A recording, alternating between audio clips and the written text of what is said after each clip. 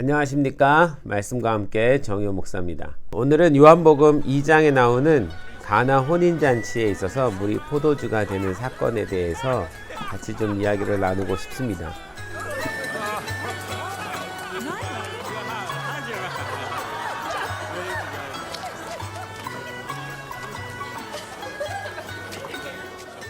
요한복음 2장 1절에 보면 이렇게 기록되어 있어요. 사흘째 되던 날 갈릴리 가나에 혼례가 있어 예수의 어머니도 거기에 계시고 예수와 그 제자들도 혼례의 청함을 받았더니 요한은 여기 사흘째 되던 날이라고 표현하고 있는데 왜 사흘째라고 표현을 했을까요? 그러면 그 어떤 날로부터 3일 후라는 말이 되는데 굳이 사흘째라고 말을 한 것은 그 3일 전에 있었던 사건에 대해서 요한은 강조를 하고 싶었던 것 같아요. 그래서 요한복음 1장으로 돌아가 봐야 되는데 요한복음 1장에 요한은 세례 요한이 예수님에게 세례를 베풀던 장면에 대한 이야기를 합니다. 그리고 나서 이튿날 하고 그 다음날 예수님께서 세례 받고 나신 다음날 안드레를 만나고 베드로를 만나는 장면이 나오고 또 다음날 이튿날 빌립과 나다나엘을 만나는 장면이 나옵니다. 그리고 요한복음 2장 1절에서 사흘째 되던 날 이렇게 표현한 것을 보면 예수님께서 세례 요한에게 세례를 받으셨던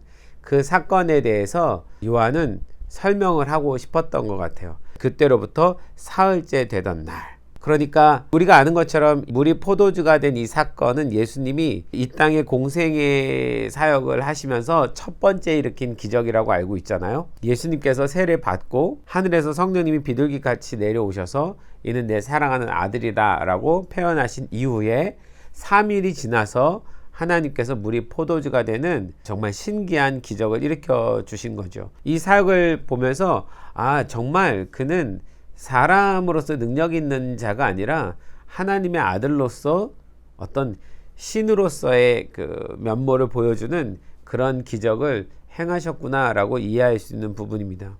그걸 아마 요한은 강조하고 싶었던 것 같아요. 문제는 이 가나 혼인잔치에 있어서 포도주가 떨어진 거죠. 그래서 그 예수님의 어머니 마리아가 아마도 그 혼인잔치에 아주 가까운 친척이었기 때문에 그 잔치를 뒤에서 이렇게 수발 들고 준비해주는 그런 역할을 감당했었던 것 같아요. 그래서 누구보다 먼저 포도주가 떨어졌다는 걸 알게 되었습니다. 당시 그 혼인잔치에서 포도주는 아주 중요한 요소였는데 왜냐하면 이스라엘에서는 결혼을 한 1주에서 2주 정도 하거든요. 초청된 모든 사람들이 와서 그 1주에서 2주 동안에 함께 신랑과 신부와 같이 즐기면서 그들의 어린 적 이야기도 나누면서 또 같이 오랜만에 만나서 회포도 풀면서 그렇게 즐겁게 잔치를 베풀거든요. 그래서 거기에는 포도주가 꼭 필요했습니다. 그 사람들이 그 포도주에 취해서라도 같이 기쁨을 나눌 수 있는 그런 시간이었으니까요. 그런데 포도주가 떨어졌다는 것은 그 잔치가 끝나는 것과 같습니다. 그래서 마리아는 이걸 어떻게 할까 아마 고민하다가 예수님에게 와서 부탁한 것 같아요. 예수님에게 저들에게 포도주가 없다 이렇게 말을 했죠. 예수님께서 이 말을 듣고 난 다음에 이렇게 표현합니다. 여자여 나와 무슨 상관이 있나이까. 어떤 사람들은 예수님이 엄마한테 어떻게 여자라고 할 수 있느냐 이렇게 표현하기도 하는데 사실 여기서 여자라는 단어는 귀인애라는 단어인데 이거는 불손하거나 경홀히 여기거나 이런 의도가 전혀 없는 단어입니다. 일반적으로 당시에 어머니든 뭐 여자든 일반적인 호칭이었고요. 누군가를 이렇게 하대하거나 경멸하거나 이런 식의 단어가 아니라고 기록되어 있습니다. 그런데 예수님 분명히 말씀하셨거든요. 내 때가 아직 이르지 않았다고. 그런데 마리아는 무슨 생각인지 하인들에게 이렇게 또 이야기를 합니다. 예수님이 너에게 뭐라고 말씀하시든지 그대로 그냥 순종해라. 사실 예수님 분명히 내 때가 아니라고 말씀을 드렸음에도 불구하고 그래도 육신의 어머니라서 예수님이 그 부탁을 거절을 하지 못한 것 같아요. 아마도 그 안에서 하나님께 물었겠죠. 내가 하나님 이 물이 포도주가 되게 하는 일을 지금 행하는 것이 옳겠습니까? 예수님은 하나님이 일하시지 아니하시고선 나는 아무것도 일하지 않는다라고 말씀하셨기 때문에 아마 하나님의 어떤 사인이 있었고 그래서 물이 포도주가 되게 하는 기적을 일으키기로 결정하신 것 같습니다. 예수님이 하인들한테 이야기하죠. 돌 항아리에다가 물을 가득 채워라. 당시에 그 항아리는 손님들이 왔을 때 사막이잖아요. 그 먼지가 가득하잖아요. 사람들이 샌들을 신고 다니잖아요. 손님이 제일 먼저 오면 집에서 손발을 씻을 수 있는 물을 주는 것이 예입니다. 그 손발을 씻을 수 있는 돌 항아리가 있는데, 물이 있는데, 그 항아리는 거의 사람 키만큼 큰 항아리죠. 그 6개가 있어요. 하인들한테 거기를 채우라고 말을 한 거예요. 그래서 하인들이 힘들게 그 안에 물을 채웁니다. 아구까지 가득 채웠다. 성경은 이렇게 기록되고 있는데, 단순하게 아구까지 그냥 채웠다라고 표현되어 있지만, 사실 하인들이 그 물을 채우는 데 있어서는 굉장히 수고스러웠을 것입니다. 힘들었을 거예요. 방금 전에 제가 말씀드렸듯이 그 항아리가 사람 키만큼의 크기의 항아리거든요. 그 6개를 채워야 된다. 더더군다나 우리처럼 그냥 수도꼭지 틀면 물이 나오는 것이 아니고, 물을 기르러 우물까지 가야지 되는 거예요. 몇 번을 갔다 와야 그 6개 항아리에 가득 채울 수 있을까요? 아마 수없이 계속 왔다 갔다 하면서 물을 채웠어야 될 것입니다. 하인들은 그런 생각을 하지 않았을까요? 지금 필요한 건 포도주인데 왜 우리가 물을 길러 와야 되지? 이 물을 길어오는 것이, 여기 아구까지 채우는 것이 무슨 의미가 있을까? 수도 없이 질문하면서 어쩌면 그 마음속에서 불평하면서 왔다 갔다 했었을 것입니다. 그럼에도 성경은 그들이 어떤 불평했다라는 그런 내용은 없어요. 그냥 아구까지 채웠습니다. 필요한 것은 포도주지만 예수님께서 하신 말씀대로 그들은 그냥 물을 가득 채웠어요. 숨이 목에 턱턱 찰 만큼이나 고생스럽게 순종했던 것이죠. 물이 다 채워지자 예수님께서는 이렇게 말씀하십니다. 이제 떠서 연회장에게 갖다 주라. 당신은 그 혼인잔치를 즐겁게 하기 위해서 연회장, 그 혼인잔치 전체를 다 이벤트화하고, 그리고 컨설팅하고, 그리고 직접 이끌어가는 사회자가 있었는데, 그 사회자가 사람들을 기쁘게 해주는 사람입니다. 그 연회장에게 갖다 주라 라고 말을 한 거죠. 하인들이 그런 생각 하지 않았을까요? 이건 물인데, 연회장은 지금 포도주를 원하는데, 그런데 물을 갖다 주면 어떻게 되는 거지? 당시 연회장은 그 혼인잔치의 모든 것을 주관하는 자였기 때문에 적어도 그 안에서는 굉장히 능력 있는 사람이고 파워가 있는 사람이었던 거죠. 권위가 있는 사람이었고. 그런데 노예로서, 하인으로서 마치 농락하듯이, 조롱하듯이 포도주를 줘야 되는 상황에 물을 갖다 준다면 그 하인은 후에 큰 곤욕을 치를 줄도 모릅니다. 그런데 예수님 명령대로 그들은 갖다 주라 하심에 갖다 주었더니, 성경은 너무 담담하게 그냥 갖다 주었다 이렇게 표현하고 있어요. 그러나 그 사이에 그 하인들의 마음에 그 조마조마한 마음은 아마 우리 모두 다 한 번쯤 이해할 수 있고 생각해 볼 수 있는 일 아닌가 싶습니다. 중요한 것은 그 연회장이 그 물을 받아들었을 때, 그리고 그것을 마셨을 때 연회장은 그것이 물이라는 사실을 전혀 몰랐다는 거죠. 정말 맛있는 포도주가 있었던 것입니다. 그 연회장이 얼마나 맛있었는지 이런 표현을 쓰죠. 2장 10절에요. 말하되 사람마다 먼저 좋은 포도주를 내고 취한 후에 낮은 것을 내거늘 그대는 지금까지 좋은 포도주를 두었도다. 지금까지 먹었던 포도주보다 더 맛있는 최상의 포도주였다는 거예요. 연회장은 그것이 물이라는 사실을 전혀 모르고 있습니다. 저는 이 말씀에 있어서 특별히 2장 9절의 말씀이 제일 마음에 와닿습니다. 연회장은 물로 된 포도주를 맛보고도 어디서 났는지 알지 못하되 물 떠온 하인들은 알더라. 물 떠온 하인들은 알더라. 여러분, 물이 포도주가 되는 진짜 기가 막힌 현상이 일어났어요.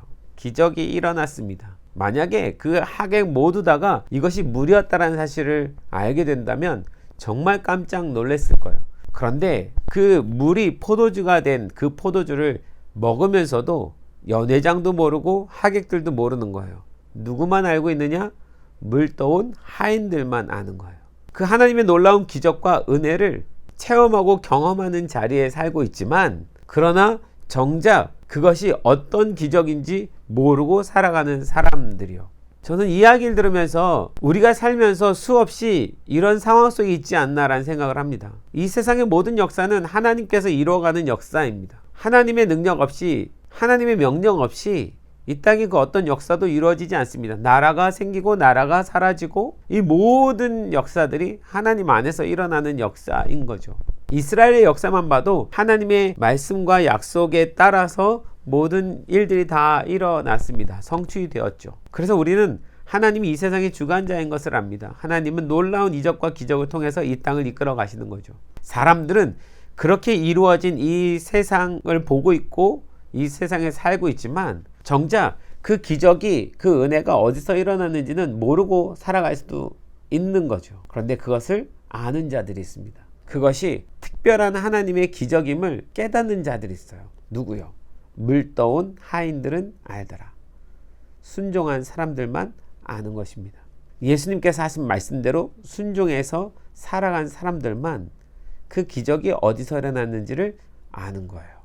누군가는 그 기적을 경험하며 살아가지만 그 기적이 어디서 왔는지 알지 못한 채 누리고 있는 사람이 있을 수 있고, 누군가는 그 기적이 어디로부터 왔는지까지도 알고 사는 사람이 있을 수 있는 거죠.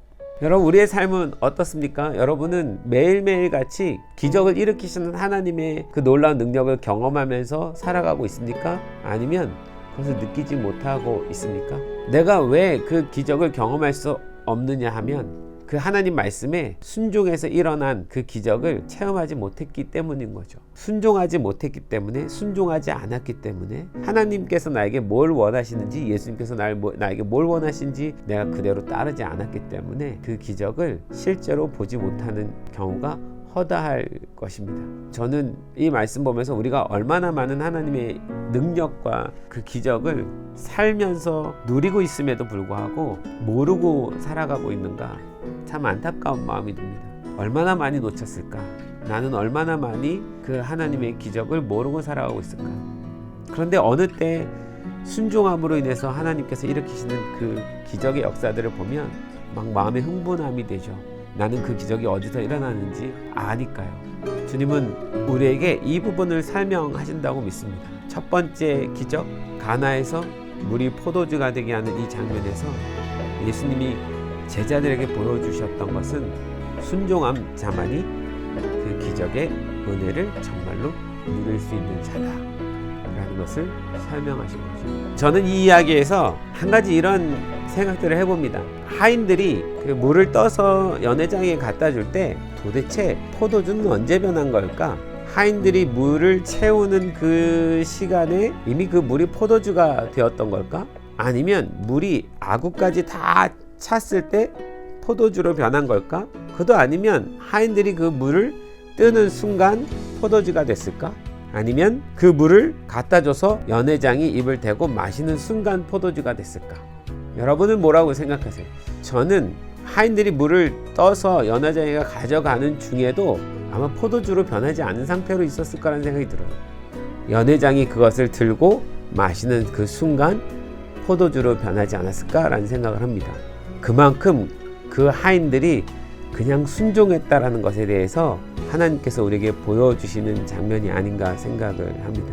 여러분, 이 세상은 하나님의 역사 가운데 있습니다. 오늘도 하나님은 일하십니다. 하나님은 당신의 놀라운 능력을 우리들이 함께 행하기를 원하십니다.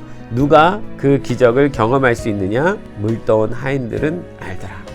순종한 사람만이 깨닫게 될 것입니다. 그래서 오늘도 우리 예수님 말씀에 귀 기울여야 합니다. 그분이 나에게 무엇을 원하시고 무엇을 하라고 요구하시는지 그대로 순종한다면 우리도 물이 포도주가 되는 그런 놀라운 기적을 이 땅에서 경험하게 될 것입니다. 그 은혜가 여러분 모두에게 있기를 소망합니다.